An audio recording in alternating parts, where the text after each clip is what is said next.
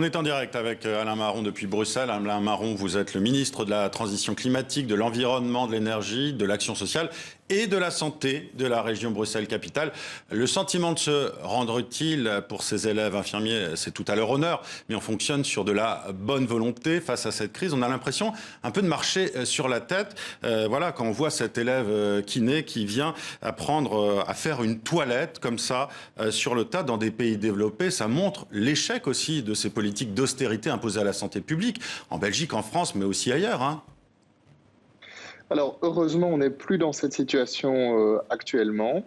Les services de soins intensifs ne sont plus remplis qu'à 40% avec des patients Covid. Donc, la situation est beaucoup plus normale actuellement. Mais elle a été anormale, hein, excusez-moi, Alain Marron. Les EHPAD, ah oui, elle a été largement anormale. Le système de santé en Belgique, comme un peu partout en Europe, a été mis très fortement sous pression et nous a obligés à utiliser des moyens que nous n'utilisons pas normalement. Donc faire appel à des bénévoles, à des étudiants, etc. On a été effectivement obligé de faire ça pour faire face à une épidémie qui n'était pas tout à fait attendue, ou en tout cas dont le niveau n'était pas attendu. Et quelle leçon vous en tirez, vous ? Alors la leçon principale, c'est que nous devons faire plus et mieux pour garder l'épidémie sous contrôle. La deuxième leçon, donc avec le testing, le tracing, la vaccination, la deuxième leçon, c'est par rapport aux maisons de repos et aux EHPAD. Et cette leçon a été tirée dès après la première vague. C'est les renforcer fortement en matériel de protection, en procédure, mais aussi en moyens financiers d'accompagnement, en moyens financiers structurels d'accompagnement, parce que malheureusement, il y avait un déficit structurel de financement pour l'accompagnement dans les maisons de repos, dans les EHPAD. Il y a donc aussi peut-être des leçons à tirer sur la question de l'argent public et du financement de la santé publique, non ? Vous militez, vous, pour plus d'argent, plus de budget pour la santé publique en Belgique ? Alors, au niveau de la région bruxelloise, nous avions obtenu à la formation du gouvernement régional il y a 1 an et demi une augmentation des moyens, donc avant que le Covid n'arrive, et nous essayons de les utiliser au mieux et d'accentuer ce financement du social et de la santé. Et le nouveau gouvernement fédéral qui vient de s'établir il y a quelques semaines a aussi mis évidemment un accent particulier sur le financement des systèmes de santé. Parce qu'il faut des solutions structurelles en fait. Des solutions structurelles, comme vous qui êtes justement médecin, professeur à l'hôpital public de la Pitié-Salpêtrière à Paris, j'imagine que vous êtes d'accord ? Oui, évidemment, je suis d'accord. D'ailleurs, on voit bien la différence avec les pays asiatiques, notamment qui sont très, très bien défendus contre cette infection sur le plan de la santé publique, parce que justement, ils étaient dans un esprit de santé publique. Nous, on n'était pas dans un esprit de santé publique, on était dans un esprit beaucoup plus individualiste que collectif, et on a vu le résultat. Justement, je m'adresse à vous, Dominique Bourg. Logique plus individualiste en tant que philosophe, c'est ce que vous constatez aussi dans les pays occidentaux ? La différence par rapport à l'Asie, elle est vraiment frappante. Alors, à la fois, il y a une sorte de tuf culturel, mais en même temps, c'est des pays qui sont confrontés à des épidémies de façon plus régulière. Il y a une espèce d'habitus. C'est des pays où il y a une densité démographique. Mieux préparé, c'est ça que vous voulez dire aussi ? Le SRAS, par exemple, a laissé des traces très importantes chez eux. Nous, ça a été complètement oublié. Ça n'a pas une importance. Et puis, on est quand même dans des pays où vous avez une forte densité démographique depuis très longtemps. Donc des pays par rapport auxquels, si vous voulez, les aspects évidemment sanitaires attachés à cet aspect-là sont très très présents dans l'esprit. Et de manière générale, c'est pas l'individualisme occidental, c'est très différent. Alors attention, ça a des bons côtés, ça en a de moins bons quand même. Pensez aux Hugo. Bon, donc, mais quand même, il y a cet aspect-là. Je crois que c'était assez important. Alors, on va revenir sur le cas de la Belgique avec vous, Alain Marron, toujours depuis Bruxelles. On a parlé du mois de novembre le plus meurtrier pour la Belgique depuis la Seconde Guerre mondiale. Plus de 12 décès pour 10 000 Belges. Année 2020 qui devrait être aussi la plus meurtrière pour la Belgique depuis 1945. Comment expliquer cette situation dans votre pays ? Il y a deux choses. D'abord, la Belgique a rapporté de manière plus honnête que la plupart des pays les cas de Covid.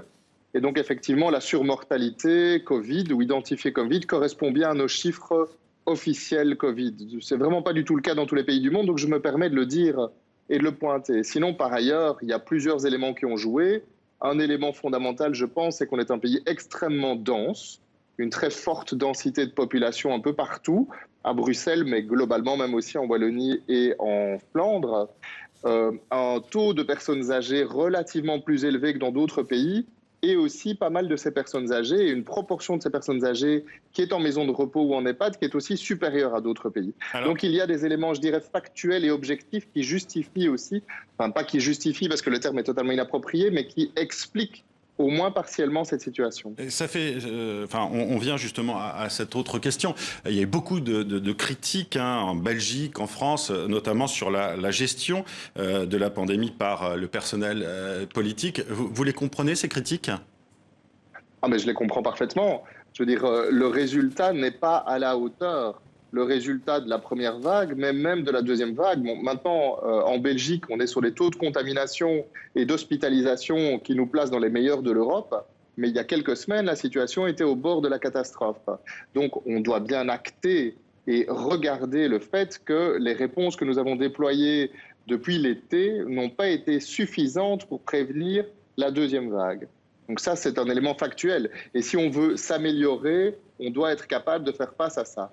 Alors, j'ai entendu qu'en Belgique, pour les fêtes, on allait, la police belge qui couvre la Flandre allait déployer des drones lors des fêtes de fin d'année pour surveiller. C'est un problème, ça, en termes de liberté publique, non ?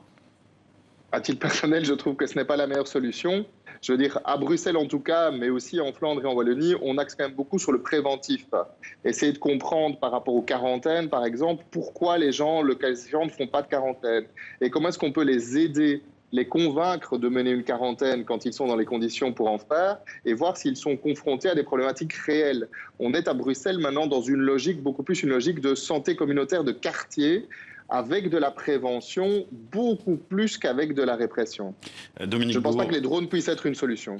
On a bien compris. Merci Alain Marron. Dominique Bourg, justement, vous, est-ce que vous êtes inquiet pour les démocraties, les libertés publiques, quand on parlait justement de cette surveillance par des drones, du confinement aussi? Certains se sentent étriqués, en prison pour Déjà, on peut constater, quand on regarde le confinement tel qu'il était pratiqué au printemps, j'habite la Suisse, j'ai la double nationalité, ça n'avait absolument rien à voir avec la France. En France, vous ne pouvez pas aller dans un parc. Il faut des attestations pour sortir. Non, mais c'était même interdit, même pour aller dans un parc. Vous ne pouvez pas vous promener. Et il y avait même justement des drones qui étaient déployés. Ça vous a choqué, ça, justement? C'est choquant en soi. Il y avait même des drones déployés à Chamonix, où j'avais des amis simplement. Pas loin de la Suisse, oui. Oui, non, mais en France, là, pour éviter, pour surveiller les gens qui allaient se promener en forêt, quoi. Ils n'allaient pas contaminer une marmotte. C'est une dystopie, là, en fait. Hein. Voilà. 1984 est revenu aux lèvres de beaucoup de gens. C'est très clair. Les types de réactions des différents pays ont été très liés et à leur tradition historique et à leur mode de gouvernement. En France, on a un gouvernement hyper concentré avec un chef d'État très vertical, voilà, qui pense savoir tout sur tout. Moi, en tant que philosophe, c'est quelque chose qui me met toujours pantois. En Suisse, on a un mode de gouvernement, si vous voulez, fédéral, avec des gouvernements cantonaux, et puis surtout une relation à la responsabilité très différente. On vous fait confiance. En revanche, si vous violez la loi, les sanctions sont importantes. Mais a priori, on vous fait confiance. En France, c'est l'inverse. Merci Dominique Bourg. Alain Marron, merci aussi à vous d'avoir été en direct avec nous depuis Bruxelles.